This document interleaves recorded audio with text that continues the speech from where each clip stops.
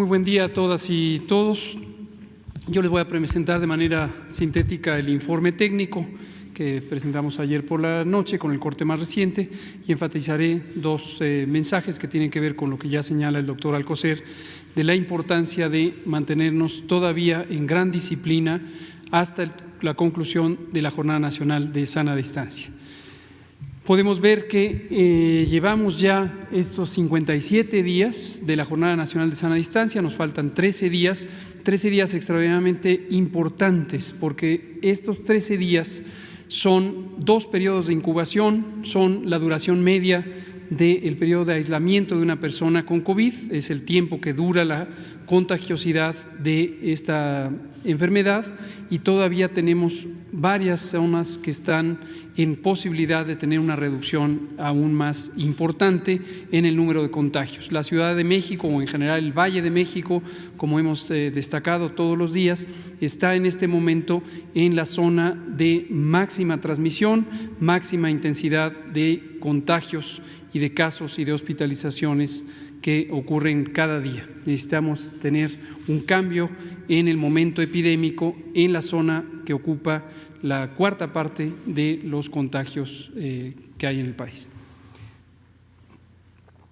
A nivel internacional tenemos más de 4.618.000 personas que desde el inicio de la epidemia en los primeros días de enero han tenido COVID y de ellas 26%, que son 1.183.000, lo han tenido en los últimos 14 días. Esto quiere decir la parte activa de la epidemia y es importante destacar que se ha ido reduciendo esta parte activa, pero permanece todavía como una proporción muy importante. Prácticamente el 50% de la transmisión en los últimos 14 días ocurre en la región de América, desde luego incluido nuestro país. En cambio, Europa tiene ya una reducción sustancial de esta contribución y hay que estar pendientes de otras regiones, en particular el Mediterráneo Oriental, que está en una fase creciente, lo que quiere decir que se están expandiendo las epidemias en los estados soberanos de esa región del mundo. En la siguiente podemos ver la situación de México, donde 51.633 personas desde el 28 de febrero, donde tuvimos el primer caso confirmado, han tenido COVID y de ellas 11.300 han tenido esta enfermedad en los últimos 14 días. Esta es la parte activa de la epidemia y como pueden ustedes apreciar a lo largo de las últimas 7 o 10 días, esta proporción de personas con enfermedad activa en los 14 días recientes ha ido incrementando, lo que corrobora precisamente el mensaje de que tenemos una epidemia todavía en fase creciente en varias ciudades, más una epidemia en fase de estabilidad en la Ciudad de México y el Valle de México. Desafortunadamente, 5.332 personas han perdido la vida por esta enfermedad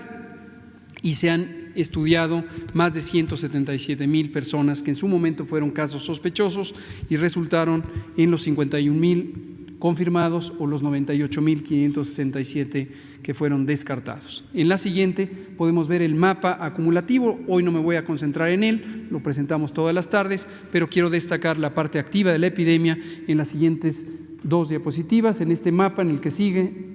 vemos la parte activa. Hay noticias positivas, algunos estados, en concreto Baja California Sur y Nayarit, han pasado a un momento de disminución de transmisión, por lo que aparecen ahora en verde, en la medida en que el número de casos que han ocurrido en los últimos 14 días es inferior a 100 casos, cuando antes estaban por encima de esta cifra. Vemos también el estado de Quintana Roo, que se destaca aquí en esta gráfica de barras, que era de los primeros 4 estados con mayor transmisión y hoy se encuentra en la posición número 11 porque está disminuyendo muy rápidamente su transmisión de esta enfermedad. La siguiente. Cuando lo vemos por incidencia, 8.8 personas por cada 100.000 habitantes, 8.8 por 100.000 habitantes han tenido COVID en los últimos 14 días y lo podemos comparar tanto en el mapa con las intensidades del color verde como en la gráfica de barras, en donde vemos que la Ciudad de México tiene todavía una intensidad de incidencia muy alta, 30 por 100,000 habitantes, mientras que el Estado de México, que es fundamentalmente la zona conurbada en el Valle de México, tiene casi 25 por 100,000 habitantes. La siguiente.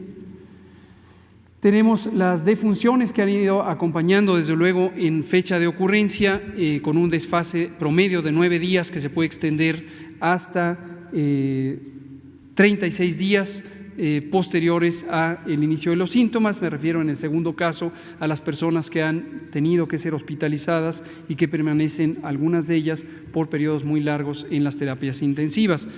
Y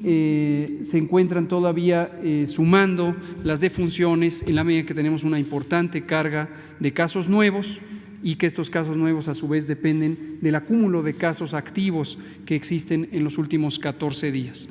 La siguiente. Vemos por entidad federativa siguen una distribución semejante a la de los casos acumulados, en la medida en que, desde luego, las defunciones son el evento último de esta epidemia como evento irreversible, pero también destacamos, aunque ya no hemos puesto la actualización, que más de la tercera parte de personas con la enfermedad que requiere hospitalización tienen una recuperación en corto plazo, y en un promedio de 5 días pueden reintegrarse a su vida normal en la medida en que no tienen necesidad de pasar a las terapias intensivas. La siguiente y la siguiente. Vemos la curva acumulada, 51,633 casos, de los cuales 2,414 se registraron en las últimas horas, en las últimas 24 horas, contadas desde ayer y el día previo, y esto representa un incremento de 4,9%. Como se puede ver en las barras que están en la parte baja de la diapositiva, las columnas anaranjadas, se encuentra en esta fase de estabilidad en donde tenemos una alta transmisión, pero no hay un cambio significativo de día a día en el número de casos. Y por último, la ocupación y disponibilidad hospitalaria la resumiremos en que tenemos 39% de las camas destinadas a COVID, de las 22,600 camas destinadas a COVID, tanto de terapia intensiva como de hospitalización general, están ocupadas, y en las dos gráficas de barras vemos que la ocupación a nivel nacional para camas de hospitalización general es de 39%, y en el orden decreciente de ocupación de izquierda a derecha se muestra la ocupación por entidad federativa. La Ciudad de México tiene 77% de ocupación en camas generales, todavía resta 23% libres. Y en la última diapositiva vemos en el panorama nacional, en el extremo derecho de la gráfica, 32% de ocupación de las camas destinadas a infección respiratoria aguda grave, y en el extremo izquierdo la zona más ocupada, que es la Ciudad de México, con 2/3 partes, el 66% ocupado. Termino destacando lo que ya decía el secretario Alcocer: no perdamos la oportunidad de aprovechar estos 13 días quedándonos en casa. No es adecuado que se estén relajando las medidas de sana distancia y que exista este regreso a la actividad pública, ni por parte de empresas ni por parte de la ciudadanía en los espacios públicos. Los recintos escolares permanecen cerrados, lo cual es una contribución todavía muy importante a esta jornada de sana distancia, y, como se explicará enseguida, el tránsito hacia la nueva normalidad implica este retorno ordenado, organizado, bien supervisado, que va a ser identificado a partir del 1 de junio, y en antelación a ello, el fin de semana anterior al lunes 1 de junio, mediante un semáforo que nos va a ir indicando en cada entidad federativa cuál es la característica de la epidemia, la capacidad resolutiva, la vulnerabilidad social y la movilidad que puede haber